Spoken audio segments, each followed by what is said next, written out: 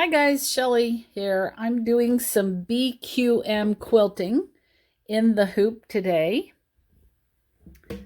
I've already done loads and loads of quilting on this great big quilt. So all of this, it's a very large size and it's turning out just absolutely gorgeous. I'm on the B790 Pro. And that means that it's able to do these quilting style files at the machine. And so here in the embroidery side, I'm going to go into the butterfly where the built-in files are. And the second folder is where the BQM. Now BQM stands for BERNINA Q-Matic. These are the same big files that are used on a Longarm. And the cool thing about a BQM file is really it's just a vector line. That would be an easy way to explain it. It's just a drawing. I'm using number 70. It's a drawing with no stitches on it yet until you've totally resized, reshaped, recreated it the way you want. And then it applies stitches to the size. And you go into the setup menu, right there, the little gears under the house, and into the embroidery settings.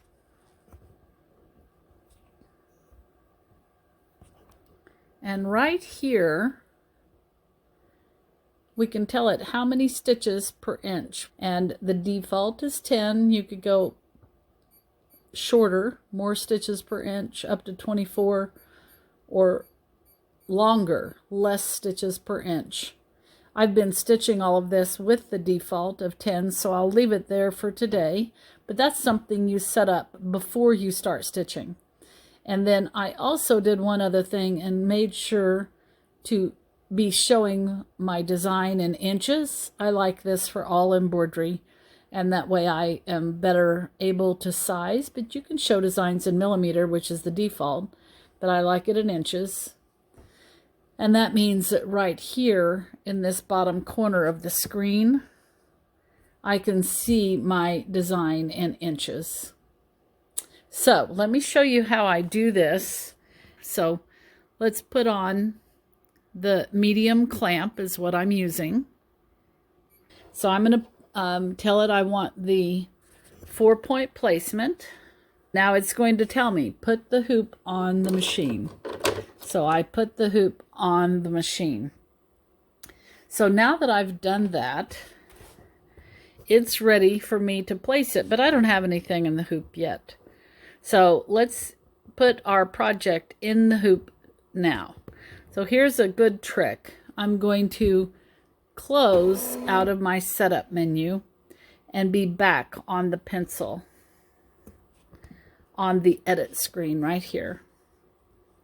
And when you do that, these machines by default have absolute check, meaning that you can move that hoop around. Let me zoom this out so you can see both at the same time based on where I touch on the screen. So if I touch at the top, then it will move that hoop as if there was a design ready to stitch at the top. And so I can move this hoop around and get my clamps on easily. And what I'm doing is moving it so that if I push those clamps on here, there's something to support it. And then when I want to push the clamps on at the bottom, I'll just touch on the screen. And now this has got some support underneath it. So let me show you how I do that. Let me go back to the top again. And I'm going to bring my quilt over. And I've got one kind of far in the center here to do. No big deal. So I'll just roll it up on this side.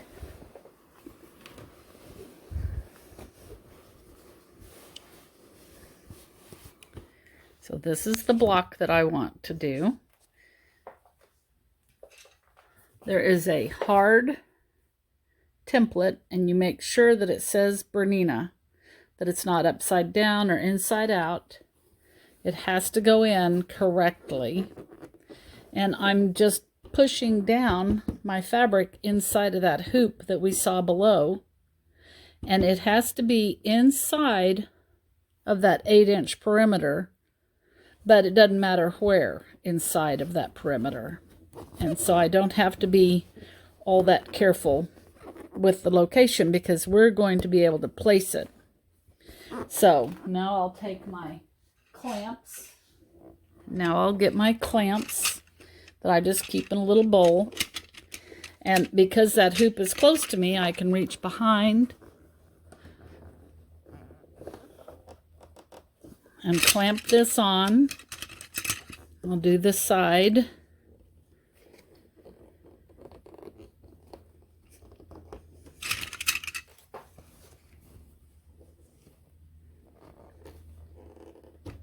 Then I want to do one close here, so I'll just touch the screen, and it moved that whole hoop. So now I have access to down here. So I'll put my clamps on at this end, and there's support underneath. So this is in the pencil, not inside of any of the tools. When this block has been stitched, I'll just take it off, move the fabric over, leave that bottom hoop attached. So now I'm going to get it back to the top. I have some more clamps to put on that side. Oops.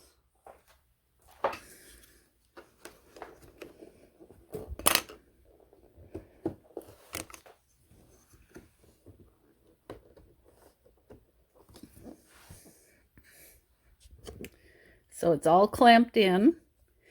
It's best to take this off as soon as you can.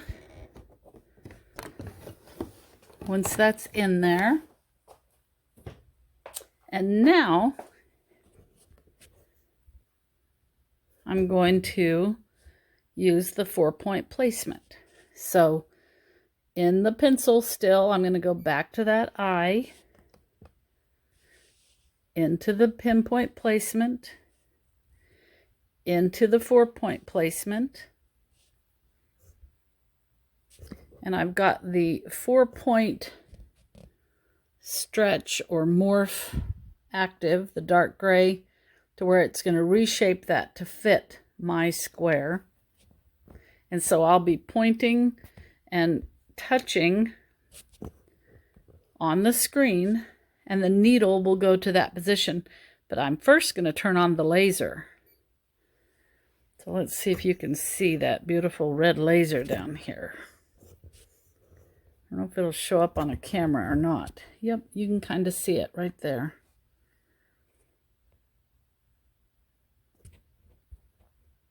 And so when I touch this position, that needle will go over there, and I'm going to use the knobs on the front until that laser is right in the corner.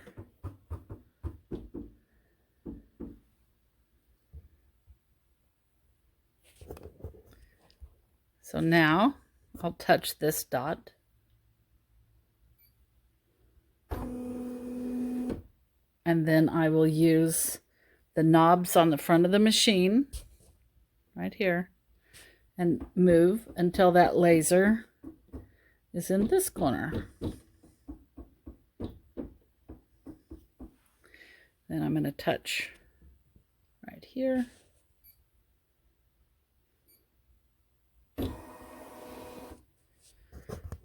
And I'll move the knobs.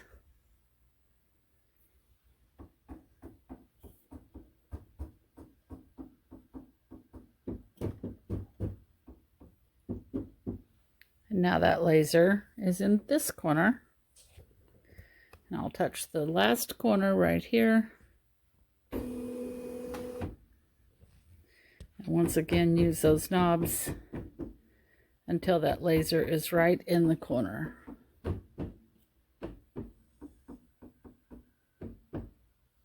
Then I also have the ability to just bring that whole design in a little bit.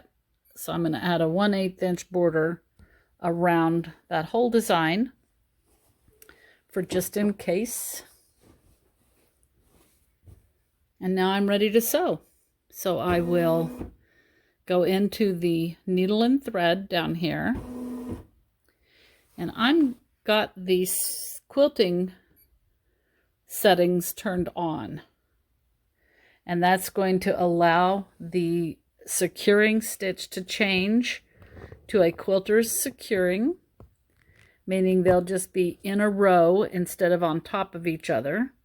It's going to allow me to hold the upper thread and push this needle down, needle up button and bring that bobbin up to the top. So right here. And now I don't have any ugly bobbin threads on the back. They're both on the top. Right here. And then I'm just going to push start. It's going to go in a row. Those are the quilter securing stitches. They didn't back up over each other. I'm going to pause it and cut this tail, because those were tiny tinies, little tiny right there. It'll be just fine for me to cut that. They will be secure. And then here we go again. So I'm just pushing the green button until it starts.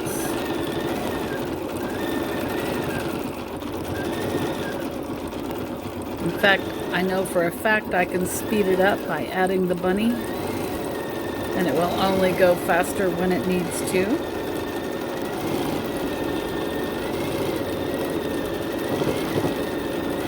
See, I have quite a bit of the quilt rolled up over here. So I'm just making sure that none of it gets folded and flopped over.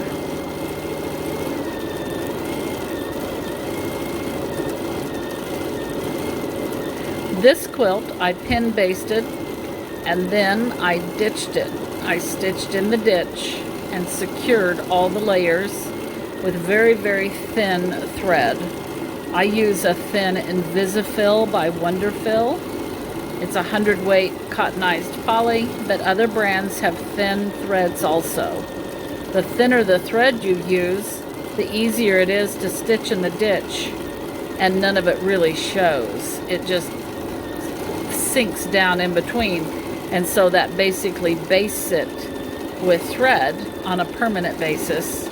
And so it's easy then to just put it in the hoop and not worry about my layers not being lined up correctly.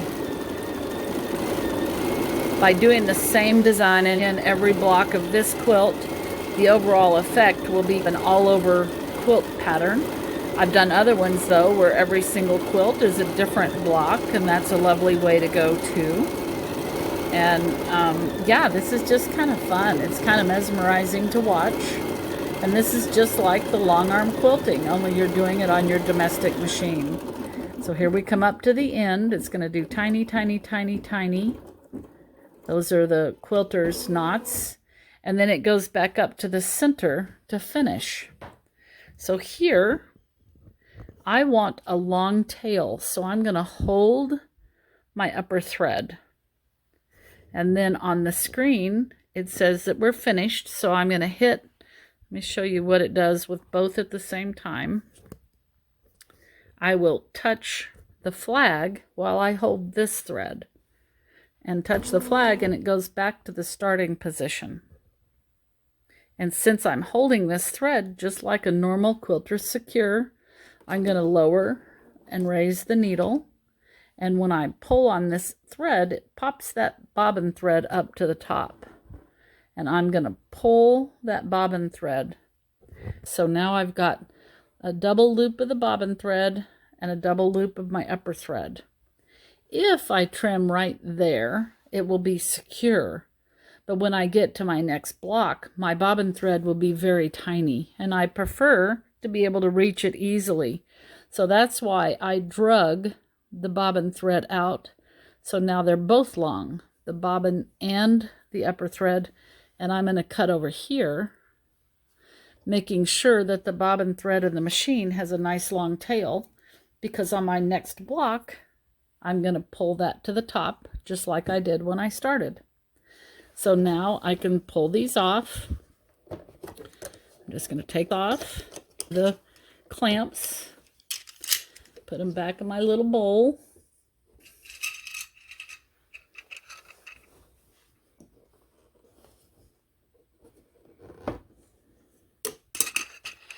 So on my screen, after I hit that flag, it's ready to stitch out again. But I'm going to go back to the edit window, the pencil, and I'm going to touch at the top.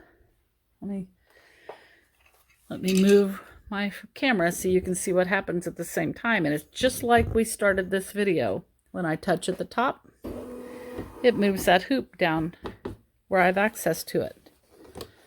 Because I'm not inside of any tools, I'm just out on the main screen with absolute check. So I can get all the clamps off.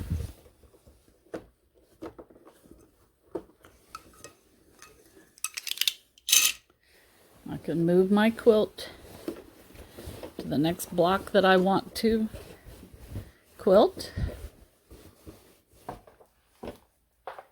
I'll put my template in.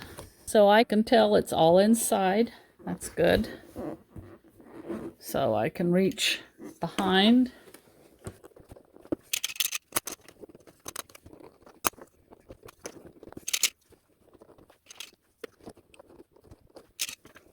Then I'm going to touch the bottom and move the hoop so that I have some support to push the clamps on at the bottom here.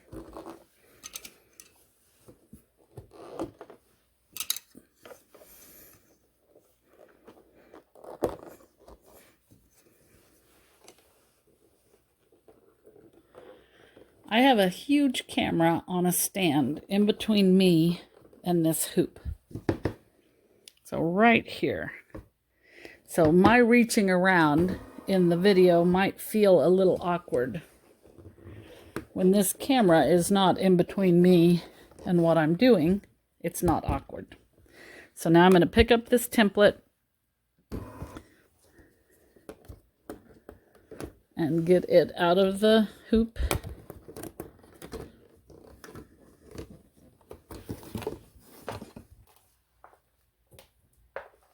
And then I find that it's nice to go get the design each time. I'm just going to come out and get the design again brand new and just start at the beginning. I could resize or I could just pinpoint place. And so now here I've got the design, and that way I'm not resizing a design that's been resized.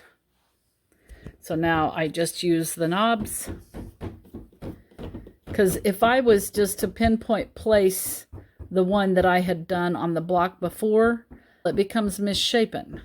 And so then I'm going to touch the screen and come up to the upper right. So if I just go out and retrieve that design fresh each time, it makes it pretty nice.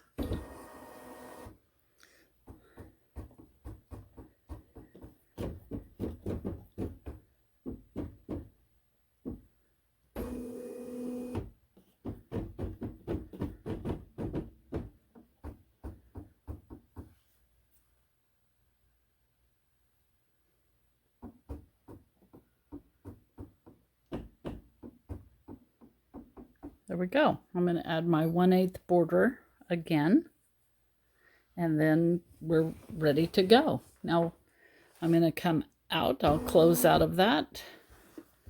I'll make sure that no quilt is underneath the hoop.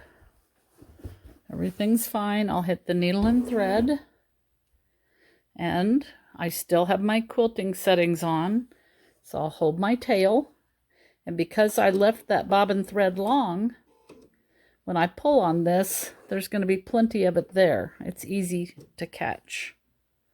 And so then I'm just going to say, let's go. And the little tiny quilting stitches all in a row. I'm going to pause and cut my tail.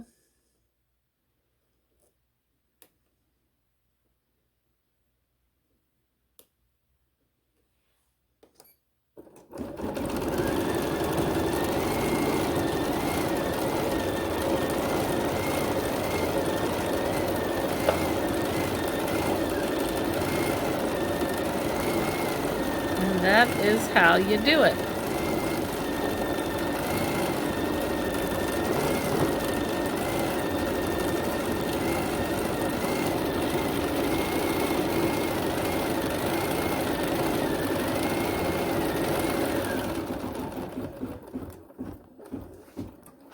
There's the tiny tinies. It's going to move over. I'm going to hold my upper thread. Let me make sure we see both. Hold the thread tail, hit the flag. It will come back to the starting position. I'm going to lower and raise the needle and pull so that that bobbin thread can be pulled up. I'll make sure that it is long. So I have a long loop of bobbin thread here and cut it at the end. And now my next beginning, I'll have a tail. So I'm going to take you off the stand and just show you this gorgeous quilt. I don't know if the lighting is such that we can see all of this quilting, but there's just lots of it all over. And it's a pretty good sized quilt.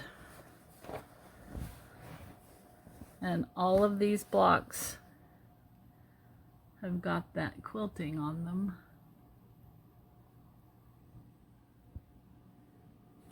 It's going to be really, really fun. All right, this is Shelly Fitzgerald, So Shelly Quilts. Bye for now.